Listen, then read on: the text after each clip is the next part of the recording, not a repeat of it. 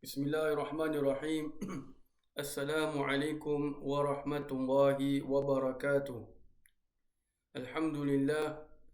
Alhamdulillahillazi hadana lihaza wa ma kunna linahtadiya laula an hadana Allah. Alhamdulillahi rabbil alamin hamdan yuwafi ni'amahu wa yukafi'u mazida. Ashhadu an la ilaha illallah wahdahu la sharika lah. وأشهد أن سيدنا محمدا عبده ورسوله. اللهم صل وسلم على سيدنا محمد مفتاح باب رحمة الله عدد ما في علم الله صلاة وسلاما دائمين بدوام ملك الله وعلى آله وصحبه عدد كل ذرة ألف مرة. اللهم صل وسلم على نور الأنوار وسر الأسرار وترياق الأغيار ومفتاح باب اليسار سيدنا ومولانا محمد المختار وآله الأطهار وأصحابه الأخيار عدد نعم الله وإفضاله. سبحانك لا علم لنا إلا ما علمتنا إنك أنت العليم الحكيم. رب اشرح لي صدري ويسر لي أمري واحلل عقدة من لساني يفقه قولي. أستغفر الله العظيم الذي لا إله إلا هو الحي القيوم وأتوب إليه. أما بعد. Alhamdulillah, para jemaah yang dirahmati Allah sekalian, kita bersyukur kepada Allah Subhanahu wa taala yang masih lagi memberikan kepada kita kekuatan, memberikan kepada kita kesihatan sehingga kita dapat sama-sama menunaikan ibadat puasa ini.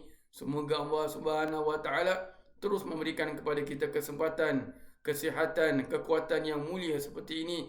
Semoga Allah Subhanahu wa taala terus memimpin kita sehingga kita dipertemukan dengannya insya-Allah. Amin ya rabbal alamin. Alhamdulillah, para jemaah yang dirahmati Allah sekalian, pada perjumpaan yang lalu telah kita melalui tentang satu perkara yang berkaitan dengan ketakwaan, di mana apabila Allah Subhanahu wa taala memberitahu berkenaan dengan perintah berpuasa, Allah Subhanahu wa taala ada menggunakan beberapa perkataan-perkataan yang ianya merupakan satu perkataan harapan ataupun dikatakan daripada perkataan taraji, kerana ayat-ayat tersebut diakhiri dengan perkataan la'alla. Allah Subhanahu wa taala yang pertama berfirman pada ayat 183, Allah memberitahu tentang perintah berpuasa. Allah mengatakan la'allakum tattaqun, agar mana kamu menjadi orang-orang yang bertakwa.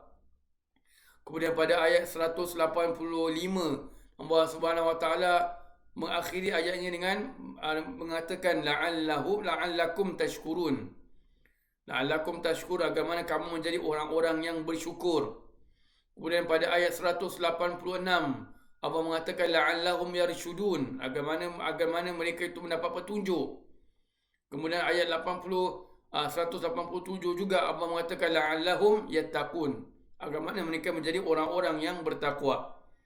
Jadi kita bila merenungi ayat-ayat ini, kita harus mengkaji apakah yang dimaksudkan oleh Allah Subhanahu wa taala dengan perkataan-perkataan tersebut.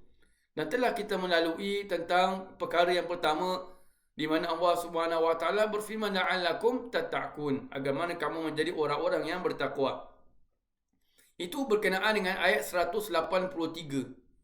Kemudian sambungan daripada ayat itu, Allah Subhanahu wa taala memberitahu kepada kita tentang hari-hari yang diperintahkan kepada kita untuk berpuasa. Allah mengatakan ayyaman ma'dudat, hari-hari yang tertentu, kata Allah. Kemudian pada ayat yang sama juga Allah mengakhiri dengan wa antasumu khairul lakum in kuntum ta'lamun, dan hendaklah kamu semua berpuasa, ia adalah baik bagi kamu jika mana kamu mengetahui. Allah kata wa antasumu khairul lakum, dan hendaklah kamu semua berpuasa, ia baik bagi kamu. Jadi apa maksud baik bagi kamu? Puasa itu adalah baik bagi kamu dari sudut kesihatan kita, dari sudut agama kita. Walaupun kalau ikut sebahagian tafsiran ulama, Ada yang mengatakan bahawa wa antasumu khairul lakum itu adalah maknanya puasa itu lebih baik bagi kamu daripada kamu mengeluarkan fidyah, daripada kamu meninggalkan berpuasa kerana sakit, daripada kamu meninggalkan puasa kerana bermusafir. Kan kerana dalam ayat itu pada awal-awalnya Allah kata barang siapa yang antara kamu yang dalam keadaan ala safarin ataupun dalam keadaan belayar, kata Allah. Jadi ada ulama mengatakan ia adalah refer kepada perkara-perkara ini. Daripada kamu nak membatalkan puasa gara-gara sakit, puasa itu lebih baik daripada kamu. Lebih baik untuk kamu, kata Allah Subhanahu Wa Taala. Baik, ala kulli hal, tapi kalau kita ambil secara zahir ayat, secara overall tu puasa itu memang baik dan kita pun sedia maklum, subhanallah. Kemudian penghujung ayat itu Allah mengatakan in kuntum ta'lamun, jika mana kamu mengetahui. Kalau kamu tahu apa yang Allah sediakan dalam puasa itu, nescaya kamu nak selalu dalam keadaan berpuasa. Subhanallah. Jadi apa yang nak dimasukkan kat sini adalah jika mana kamu mengetahui, jika mana kamu benar-benar mengetahui bahawa puasa itu ada kebaikan dari sudut agama kamu, ada kebaikan dari sudut dunia kamu, ada kebaikan dari sudut kesihatan kamu, nescaya kamu nak terus berpuasa dan kamu akan melakukan puasa tersebut dengan bersungguh-sungguh. Kerana kamu sudah yakin, kamu yakin bahawa sebenarnya dalam puasanya itu ada kebaikan. Subhanallah. Jadi apa yang kita boleh faham dekat sini adalah apabila Allah Subhanahu Wa Taala mengatakan jika kamu mengetahui, menunjukkan kepada kita pentingnya untuk kita mempunyai ilmu. Ini yang masalahnya zaman kita sekarang. Satu-satunya cara untuk kita dapat mengetahui bahawa puasa itu adalah baik untuk diri kita, sama ada dari segi kesihatan atau selainnya, adalah dengan kita mempelajarinya. Dengan kita mengetahuinya. Jadi dia punya main root adalah kalau kamu tahu, kamu mesti akan buat yang terbaik. Jadi persoalannya itu adalah, masalahnya adalah ia berkaitan dengan ilmu. Jadi dalam arti kata lain, Allah Subhanahu Wa Taala sedang menunjukkan kepada kita tentang kepentingan bagi seseorang itu mempunyai ilmu. Kepentingan bagi seseorang itu mempunyai ilmu. Jadi bila orang itu mempunyai ilmu, dalam arti kata lain, ilmu itu adalah dasar. Dasar bagi kita sebagai manusia untuk menggali makna-makna yang tersirat di sebalik kewajipan perintah berpuasa. Subhanallah. Jadi penting untuk kita mempunyai ilmu. Jadi bila kita ada ilmu, ada ulama mengatakan ilmu itu adalah identity kepada sifat takwa. Jadi kalau ilmu itu ada, macam mana dia nak menjadi orang yang bertakwa? Kenapa? Orang yang bertakwa itu dia kena tahu apa yang Allah larang, apa yang Allah perintahkan. Itu dari sudut zahirnya. Begitu juga dari sudut hati batin. Apa yang Allah larang dari sudut sombong diri, riya, ujub dan sebagainya. Semuanya dia takkan tahu kalau dia tidak ada ilmu. Jadi ilmu itu dia akan menunjukkan, membawa kepada seseorang itu mencapai kepada takwa. Dan itulah tujuan kita diwajibkan oleh Allah Subhanahu Wa Taala berpuasa. Jadi bila kita ada ilmu, kita boleh bertakwa kepada Allah Subhanahu Wa Taala. Boleh menjaga diri kita daripada perkara-perkara yang dilarang oleh Allah Subhanahu Wa Taala. Baik, cantik susunan Allah Subhanahu Wa Taala. Mula-mula Allah Subhanahu Wa Taala memberitahu tentang sifat takwa. Kan? Tentang sifat takwa. Jadi tentang perkara yang berkaitan dengan takwa, iaitu puasa. Kemudian Allah Subhanahu Wa Taala pada ayat yang berikutnya Allah mengajarkan kepada kita tentang ada beberapa golongan-golongan yang diexcusekan daripada berpuasa jika mana dia itu sakit ataupun dia itu musafir ataupun dia tidak mampu, boleh dibayar dengan fidyah. Kemudian Allah SWT mengakhiri ayat tersebut iaitu pada ayat 184 yang mengatakan in kuntum ta'lamun, jika mana kamu mengetahui. Subhanallah, cantik susunan ayat tu. Jadi kalau kamu nak excuse puasa kerana kamu sakit, macam mana nak tahu bila keadaan sakit itu yang dibolehkan seseorang meninggalkan puasa Dengan, macam mana nak tahu itu? Dengan mempelajari bab puasa. Itu yang dimaksudkan dengan ilmu. Baik. Jadi itu berkenaan dengan ayat 184. Dalam ayat yang berikutnya pula, ayat 185, Allah Subhanahu wa taala mengakhiri ayatnya itu dengan la'allakum tashkurun, agar mana kamu menjadi orang yang bersyukur. Agar mana kamu menjadi orang yang bersyukur. Pasal ayat itu Allah Subhanahu wa taala mengajarkan atau memberitahu kepada kita tentang bulan Ramadan. Syahrul Ramadan allazi unzila fihi al-Qur'an hudan lin-nas wa bayyinatin minal huda wal furqan. Apa kata dalam ayat itu? Bulan Syahrul Ramadan, bulan Ramadan yang diturunkan di dalamnya Al-Quran, yang menjadi panduan bagi manusia dan pemberitahuan dan kenyataan, dan juga menjadi sebuah pemisah antara yang benar dan juga yang hak dan juga yang batil. Subhanallah. Jadi Allah beritahu kepada ayat yang sama juga 185 itu, Allah Subhanahu wa taala mengakhiri ayatnya itu dengan la'allakum tashkurun, agar mana kamu menjadi orang yang bertakwa. Agar mana kamu menjadi orang yang bersyukur.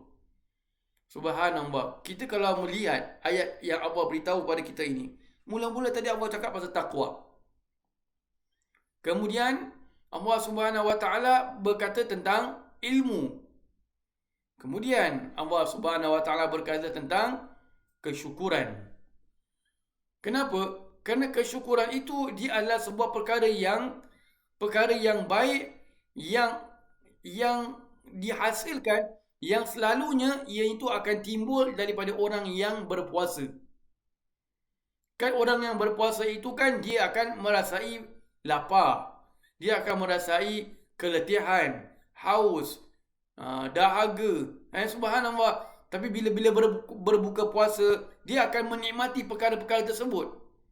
Apa yang diinginkan oleh tekaknya, apa yang nak dimasukkan ke dalam perutnya, dia akan merasa happy. Dia akan merasa kegembiraan. Jadi dengan kegembiraan itu, boleh biasanya akan melahirkan kesyukuran. Subhanallah. Jadi cantik, susunan Allah itu cantik. Subhanallah. Bila kita berbuka puasa, kita bergembira. Kan dalam hadis riwayat Imam At-Tabrani, Nabi SAW bersabda dalam masuk hadis, bagi orang yang berpuasa itu dua kegembiraan. Kita dah lalu di bab ni. Jadi bila kita gembira, kita bergembira, kita bersyukur kepada Allah Subhanahu wa taala, pada masa yang sama juga kita dapat somehow merasai apa yang dialami, apa yang ditempuhi oleh orang-orang yang serba kekurangan.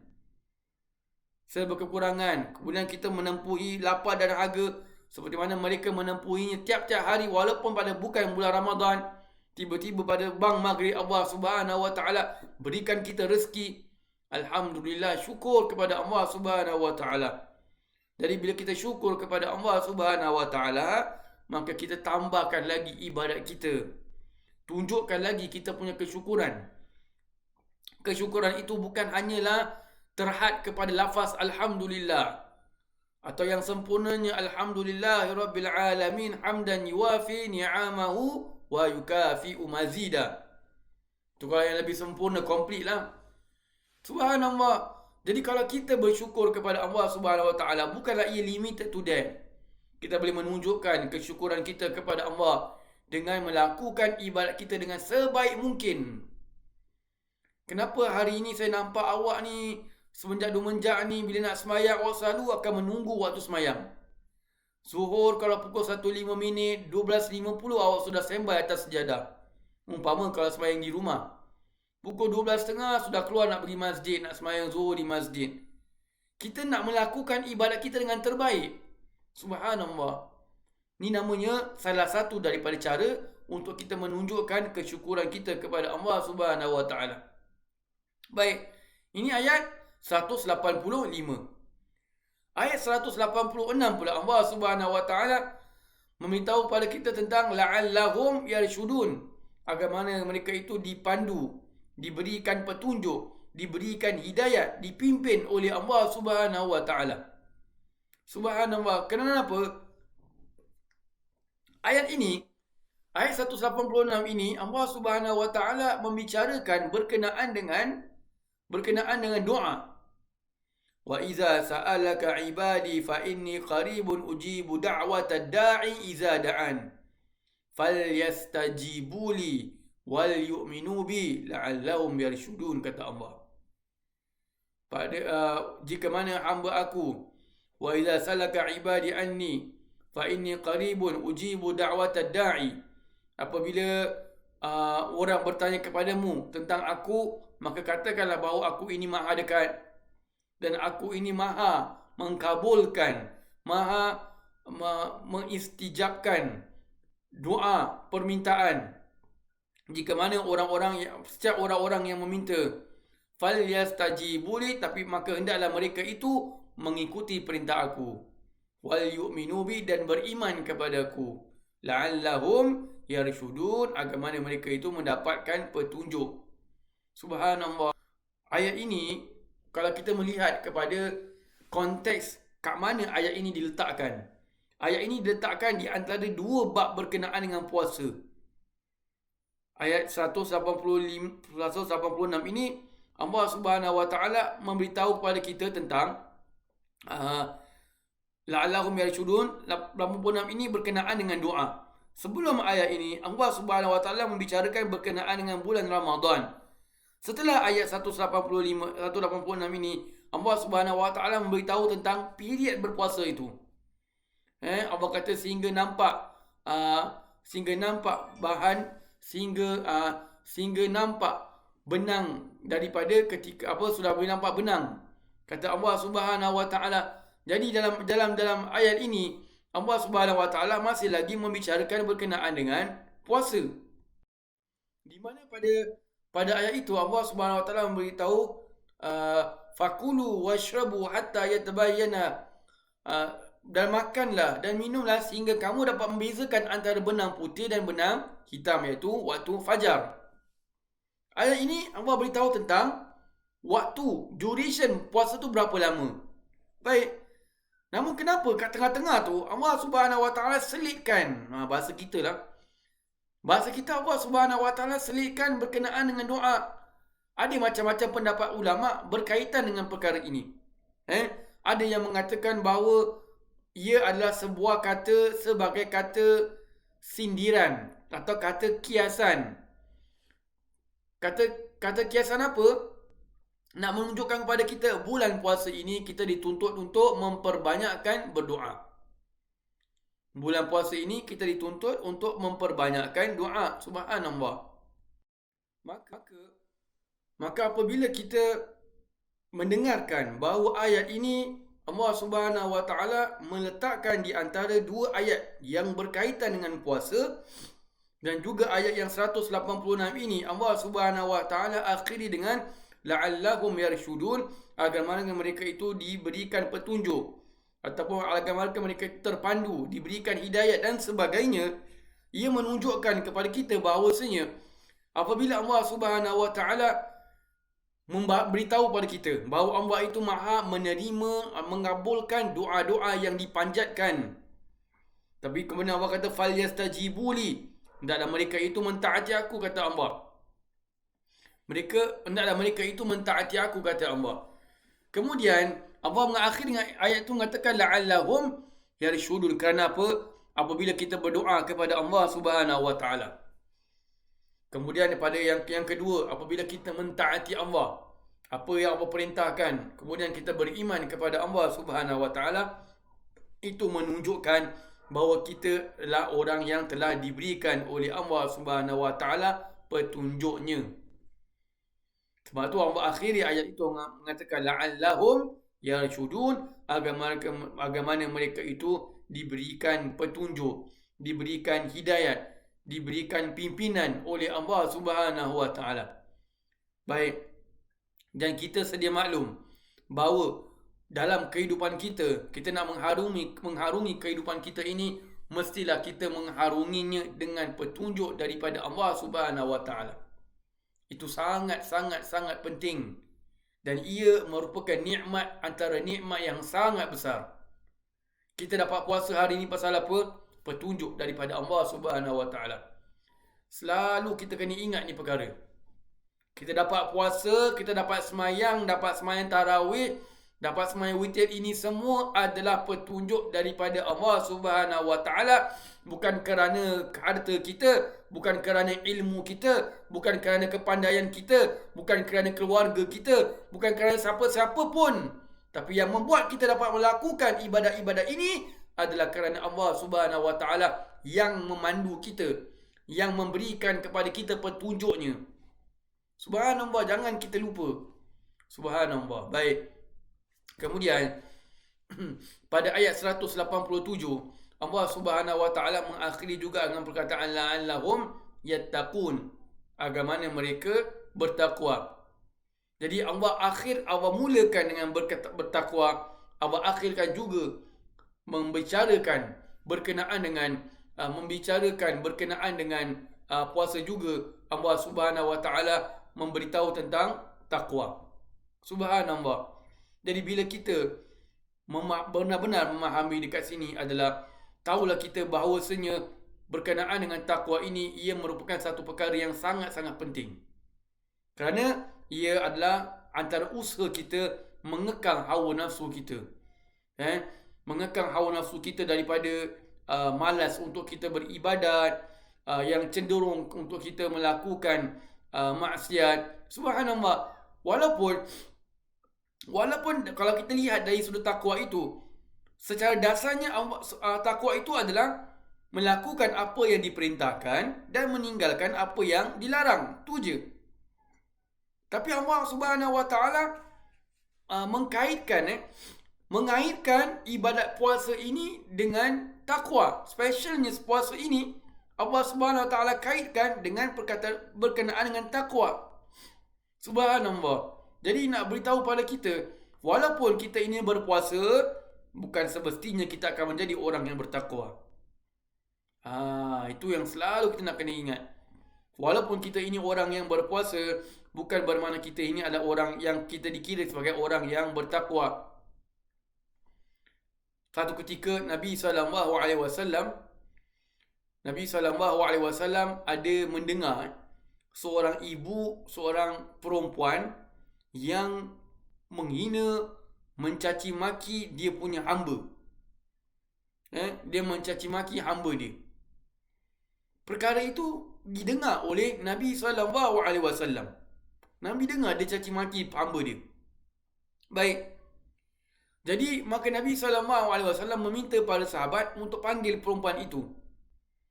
Untuk panggil perempuan itu datang berjumpa dengan Nabi SAW. Baik. Bila perempuan ini dah datang, Nabi SAW suruh perempuan ini ambil makanan. Suruh ambil makanan. Baik. Jadi bila perempuan ini datang, dah bawa makanan pula, Nabi SAW mengatakan makanlah makanan tersebut. Jadi perempuan ni kata, ya Rasulullah, aku kan senang puasa, kata perempuan ni. Maka Nabi SAW bersabda, orang yang berapa ramai, orang yang lapar tapi sedikit yang berpuasa. Kata Nabi SAW, berapa ramai orang yang berlapar tapi sedikit orang yang berpuasa. Allah tidak memerlukan kamu menahan. Allah tidak memerlukan kamu menahan lapar dan dahaga pada siang hari jika kamu tidak mampu menahan hawa nafsu. Kata Nabi SAW. Hadis yang sahih, hadis riwayat Al-Bukhari. Jadi perempuan ni dia datang, suruh makan, dia kata, ya Rasulullah, aku kan puasa. Maka Nabi SAW mengatakan, berapa ramai orang yang berlapar tapi sedikit yang berpuasa. Maknanya apa? Berapa ramai orang yang benar-benar lapar, dahaga, haus, semua dan sebagainya pada siang-siang Ramadan. Kita sekarang ni contoh pada tengah hari gini, kan biasanya kita sudah start lapar, kita sudah start haus. Subhanallah. Kan? Tapi berapa ramai orang yang lapar tapi dia tidak, sedikit yang berpuasa. Maknanya apa? Sedikit yang berpuasa yang berjaya mengekang hawa nafsunya, yang menahan hawa nafsunya daripada berkata-kata yang kotor, berkata-kata yang maksiat, berkata-kata yang boleh menyakiti perasaan orang lain, dan juga melakukan maksiat-maksiat yang lain. Subhanallah. Kata Nabi SAW, Allah tidak memerlukan kamu punya lapar, kamu punya haus, kalau kamu tidak mampu melahan hawa nafsu kamu. Bermakna apa? Kalau kita ni berpuasa, tapi kita masih lagi tidak mampu menahan hawa nafsu kita, melihat yang haram, mendengar yang haram, berkata-kata yang haram, maka Allah tak perlukan kita punya puasa lagi. La ilaha illallah. Ini satu kata-kata motivasi untuk kita. Subhanallah, ini adalah kata-kata yang motivasi untuk kita. Kenapa? Kerana apa? Hari ini adalah hari yang ke-9 kita berpuasa. Kan? Bila sepanjang hari ke-9 kini, ada tak hari-hari yang kita benar-benar menjaga diri kita daripada mengikut hawa nafsu kita? Bila kata mengikut hawa nafsu kita itu, sama ada nafsu yang haram atau nafsu yang harus. Nafsu yang haram itu memang jelas apa yang Allah larang. Tapi yang harus itu bermakna makanan yang halal, tapi kita ambil dengan secara berlebihan. Atau kita makan, berbuka puasa, memakan sahur kerana mengikut tekak apa yang kita nak. Itu bermakna kita tak melawan hawa nafsu kita. Walaupun dalam hadis Al-Bukhari yang baru dibacakan ini, ia ditujukan kepada perkara-perkara yang haram, tapi kita boleh menjadikan ianya itu sebagai melatih diri kita daripada tidak mengikut hawa nafsu kita sangat. Kenapa? Ia akan orang kata dia macam virus. Nafsu ni dia macam virus. Kalau kita feed the virus daripada perkara harus, dia akan naik perkara yang makruh. Kita akan ikut perkara makruh yang dia nak. Kemudian bila kita ikut perkara yang makruh, dia akan naik pergi kepada perkara yang haram. Subhanallah. Jadi kita jagalah. Bukan maksudnya kita tak boleh makan yang sedap-sedap, tidak. Boleh makan sedap-sedap, tapi kita kena kekang diri kita. Agak-agak lah maksudnya. Agak-agak, takkan hari-hari kita nak ikutkan tekak kita. Semalam aku puasa buka rawan, hari ini nak nasi lemak pula lah. Besok aku nak nasi mandi pula lah. Besok aku nak nasi selam pula lah. Macam-macam semua ikut tekak kita. Subhanallah. Bukan salah ikut tekak, tapi kalau kita selalu ikutkan nafsu kita, bermakna kita tak mendidik jiwa kita. Kita belum sampai to the stage yang whereby kita melawan hawa nafsu kita. Tak salah untuk kita makan, betul. Tak salah, tapi bila kita selalu ikutkan, nanti dia akan bertambah. Subhanallah. Ada ulama-ulama terdahulu, mereka sampai 30 tahun. 30 tahun tak makan daging. Kenapa? Nak melawan hawa nafsu dia. Subhanallah. Kita kan kata lah, ustaz tu melampau lah, ustaz takkanlah sampai 30 tahun sekali tak nak makan daging. Kita kena ingat ini mujahadah dia. Dia nak melawan hawa nafsunya supaya hawa nafsunya itu tidak dapat mendorongnya untuk melakukan maksiat. Subhanallah. Jadi dia percaya mereka orang-orang terdahulu ni, orang-orang sufi terdahulu, orang-orang yang alim, orang ada ilmu yang mengamalkan ilmunya, mereka berjaya melawan hawa nafsunya yang memandu mereka untuk senang beribadat. Itu dia punya point tu. Bila nafsu yang mengajak kepada kita lemah, memandu kita kepada maksiat, mana kita akan didorong oleh iman kita untuk melakukan amal ketaatan. Subhanallah. Bila kita dah didorong oleh amal ketaatan selalu, dapatlah kita title orang-orang yang bertakwa. Subhanallah. Wallahu a'lam bishawab. Semoga Allah Subhanahu wa taala menjadikan puasa kita ini puasa yang benar-benar menjadikan kita orang-orang yang bertakwa. Kita menjadikan puasa kita ini pada tahun ini, Ramadan 1442 Hijriah ini, lebih baik daripada 1441 dan sebelum-sebelumnya. Di mana kita dapat pastikan Ramadan tahun ini, puasa kita ini dapat menjadikan kita benar-benar hamba-Nya yang bertakwa dengan berjaya mengekang hawa nafsunya, terutama hawa nafsu yang membawa kepada perkara-perkara yang haram, sama ada dari sudut perkataan, penglihatan, pendengaran dan sebagainya.